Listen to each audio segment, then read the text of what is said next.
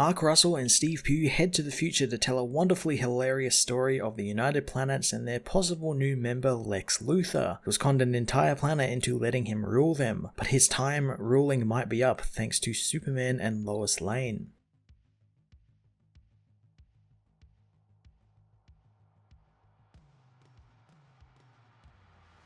Mark Russell settles into the future state world like it was nothing, delivering a funny, kinda politically heavy story, like much of his fantastic work. I enjoyed seeing more of the United Planets take shape, but mostly what Lex was up to. The idea he's absconded Earth after being harassed by Superman and various other heroes just to con some far-off world to take him on as their leader is quite fantastic and a total Lex move. Russell also plays around with Lex's vanity and his ego being the driving force for him, a man who wants to be loved no matter what, and even extends to how he's treated his body, since it's quite obvious that he's hiding his age in front of his people and putting on this facade that he's this young, strong man. Russell's Superman is also utterly fantastic and again lives up to his name and his codes, looking to help where he can and when he can, despite what people of the other worlds think of him.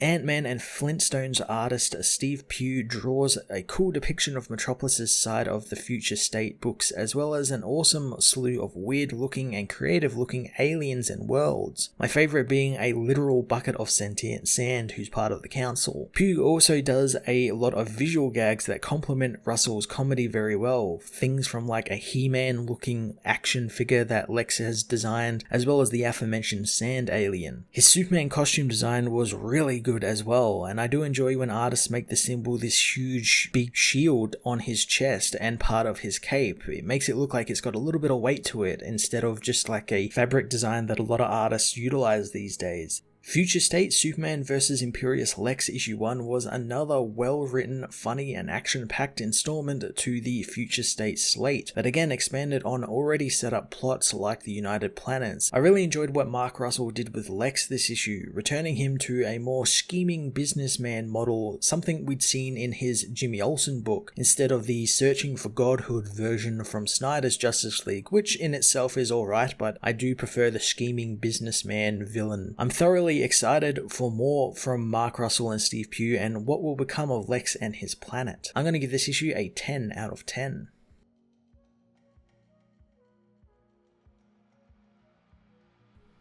Future State Superman vs. Imperious Lex issue 1 heads to Metropolis in the not so distant future, where the United Planets Council begins a session, with Zargo from the planet Azeron asking for assistance, since his people are switching from biofuels to a more efficient power source, but until they can build the Dyson Sphere around the nearby star, they need some help. Chaldar offers to help, despite them and the rest of the galaxy going through power shortages as well. The next order of business is handed over to Lois Lane, representative of Earth, who despite being reluctant to bring it all up, tells the council that Lexor, the planet ruled by Lex Luthor, wants membership into the United Planets. The council isn't too happy to let the Kate Thief into their midst, voting to deny him entry. The Guardian calls for order, reminding the group of their bylaws and that there will be a 1-hour reflection period before voting. The Thanagarian representative isn't too happy and just wants to get on with it, but the Guardian says that while he might know what is right in his mind, the conscience of an organization is in the fine print, and besides, they have a special guest. The Guardian reveals that Superman has arrived after many months off-world, telling the council that he thinks he knows why Lex is applying for membership. Superman explains that he spent months searching systems in the Outer Rim for planets outside of the United Planets to look for solutions to their energy shortages, but that's when he met an army of robots called the Reticulants. He knows that they had been to many worlds and would invade, cutting up anything and everything that is of value, destroying the homes of the people on these worlds before returning with their loot to Lexor. Lois says that instead of denying Lex's membership, she now proposes to surround the planet with a force field boot until they have given back everything they have stolen. The council demand for Lex's imprisonment, but Superman says that there is more to this, since Lex is controlling the people of Lexor with propaganda networks, keeping the people employed and safe so people love Lex, who oversees everything, including his own action figure manufacturing. Superman knows the Reticulans were Lex's since he was so familiar with his robotics, having fought them in the past, knowing them to be very deadly and efficient. On one world, he finds that they had enslaved a planet to dig up their resources for Lex, so Superman confronted the robots, smashing them apart, despite him knowing that he tries not to react in anger, since he knows what can happen to someone who has power when they get angry. Clark remembers that he refuses not to feel, since they are the only things that tell them when something is right with the world or themselves. During the fight, however, one of the robots pleads for Superman to stop, prompting Superman to realize he saw fear in the robot. Knowing how he can disable the robot without killing it thanks to it being a Lex creation, Superman knows that if he can fear, then it can be reprogrammed and helped. Superman says that maybe he was just being naive, but he figured they deserved a chance, because to feel something is to be alive. On Lexel, the news reports the market's plunging thanks to the disappearance of the reticulants, but their benefactor reassures them that it's purely temporary, despite experts thinking the killer robots aren't the most stable foundation for an economy. Lex knows he better handle this before he is hung out on a balcony, but his personal droid X99 reassures him the people love him, but Lex knows the droid hasn't seen what happens to dictators when they run out of candy, knowing dictators aren't hung for their beliefs, but for their failures. Lex says that finding a planet far enough away from Superman and from the other meddlers in his life to rule took him years, and it's the best thing that ever happened to him, so he won't let a few robots screw it up.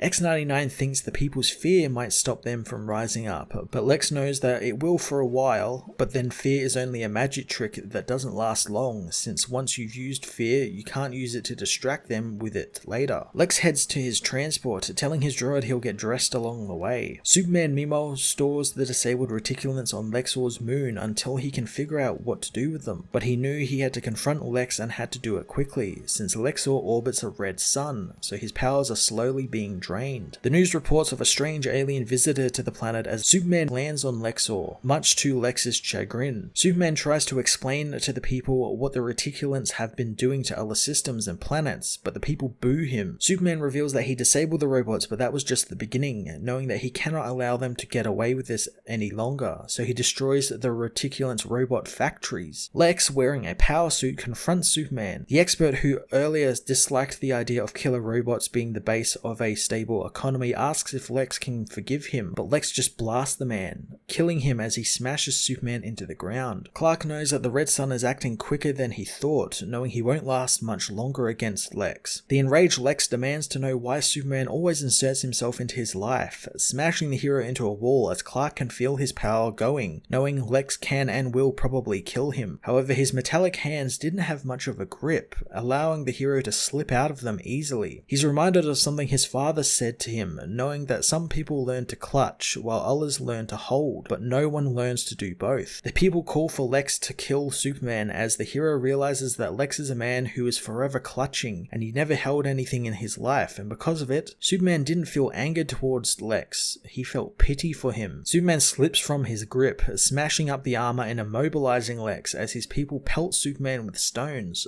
forcing him to leave the planet as Lex tells him to run, reminding Superman their fight is indeed to the death, and next time he will kill him. In the present, Superman says without the reticulants, Lex knows Lexor is doomed, and soon the people will turn on him, and that's why he's asked to join the United Planets. The Council want to reject his plea again, but the Guardian tells them to take a 1-hour recess to think it over. During the recess, Clark meets with Lois, who takes him on a tour of the new building, leading her husband to the nearest closet where they share a kiss. Lois says that they can celebrate properly by rejecting Lex's application, but Clark knows that that's not what he wants to achieve today. Lois says that the man almost killed him and he would have given the chance, but Superman tells his wife that people on Lexor have been lied to for years, and it's home to billions who will suffer if they don't help, since if they don't, who will help Lex? Lois asks if her husband wants her to have faith in Lex, but Clark says he doesn't. He wants her to have faith in him. The break ends and Lois opposes the rejection in the council room, outraging the rest of the council since she was the one who was headlining the charge for rejection. But Lois explains that while Lexor is run by a con man and its people are gullible dupes who could at worst be accomplices to Lex's crimes, they aren't much different to what Earth was not too long ago. She says until about 20 years ago, the human race was preoccupied with looting their neighbors or cheating their own citizens, and only recently begun to explore what life could be like if they didn't live in terror of each other, and the United Planets was started not as some reward or to show how great their worlds were, her, but so they could build something better, and it's because of that she votes